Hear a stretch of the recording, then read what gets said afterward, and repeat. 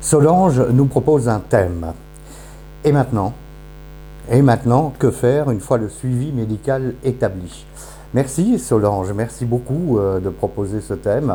Je vais revenir à votre témoignage dans une seconde et à vos questions surtout. Et puis, je voudrais en profiter pour vous dire que vous êtes les bienvenus, hein. Vous pouvez continuer à envoyer vos témoignages. Je vous remercie pour tous ceux que j'ai déjà reçus. On va les enregistrer. Vous savez que je les enregistre longtemps à l'avance, c'est-à-dire qu'ils sont diffusés beaucoup plus tard que l'enregistrement, puisque j'enregistre vos témoignages au fur et à mesure de la réception de vos emails. Voilà, c'est dit, donc pas d'impatience. Je vous promets, je ne vous oublie pas. Voici ce que nous dit Solange. Je souhaiterais évoquer le moment où le malade alcoolique sort du déni, semble mettre en place un suivi médical, notamment une cure. Celui-ci, le malade alcoolique donc, souhaiterait que l'autre, la compagne en l'occurrence, sur lequel il a déversé son fiel pendant des années, fasse comme si de rien n'était, qu'ils vivent comme avant, c'est-à-dire sous le même toit. Moi, nous dit Solange, de mon côté, je suis lucide. Je sais combien la reconstruction est longue, tant pour le malade que pour l'entourage. Et de ce fait, on n'efface pas en un claquement de doigts les soirées infernales vécues aux côtés de l'alcoolique. Alors, pouvez-vous, Stéphane, nous donner votre opinion, votre point de vue? Oui, je vais le faire, hein. Je sais que le malade, ça c'est Solange qui le dit, je sais que le malade a besoin d'être entouré et que ses proches lui fassent de nouveau confiance. Mais comment peut-il en être ainsi si les promesses se sont répétées sans finalité heureuse, sans résultat?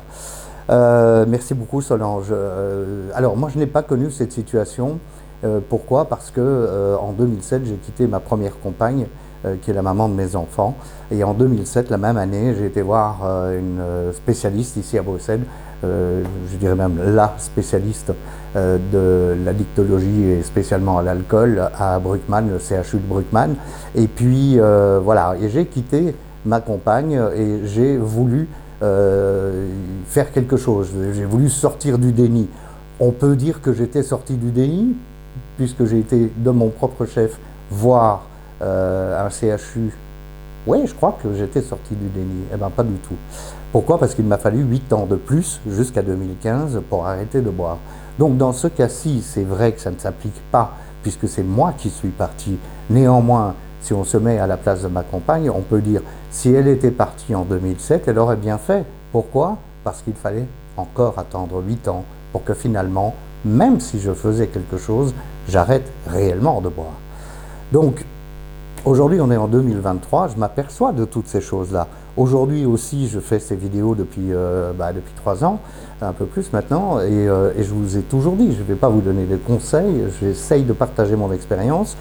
Mon opinion n'est pas très très importante, par contre, il y a une chose que je peux dire à tous ceux qui boivent aujourd'hui, c'est que ça ne sert à rien de dire à votre conjoint, à votre famille, à vos enfants, à votre entourage, à vos collègues, oui, mais tu sais, je vais faire quelque chose. Ce n'est pas ce qu'on attend de vous, c'est pas ce qu'on attendait de moi. Je veux dire, ma sœur, par exemple, ma grande sœur qui a 8 ans de plus que moi, a attendu toute sa vie, enfin en tous les cas 25 ans, pour que je finisse par arrêter de boire. Est-ce que vous croyez qu'elle m'a cru une demi-seconde en 2007? Je pense pas. Je pense que ce que nous devons montrer aux autres, nous les addicts, quel que soit le produit que nous utilisons, ou quelle que soit la dépendance dans laquelle nous soyons, hein, les jeux c'est pareil, spécialement les jeux, les achats compulsifs, etc. Il faut montrer qu'on a arrêté, mais pas arrêté pendant 2 semaines, parce que c'est trop simple de dire « Oh ma chérie, je te promets, je vais arrêter, je vais faire quelque chose », et puis 2 semaines après je rechute. Et puis 2 semaines après, je dis « Oh non, non, là je vais arrêter », et puis 2 semaines après je rechute. C'est pas ça qu'on attend de nous. Ce qu'on attend d'un addict qui rend la vie absolument impossible à ses proches, à son entourage, à ses collègues, à son conjoint ou sa conjointe, eh bien, c'est qu'il arrête vraiment.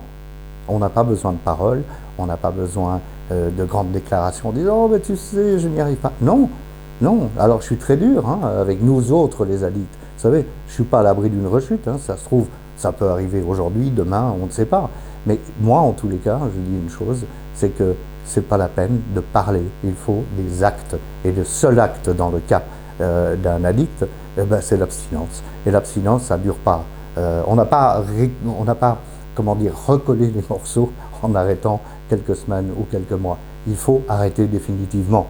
Et c'est seulement au fur et à mesure de cet arrêt définitif qu'on va prouver aux autres qu'en effet, on n'est plus la même personne.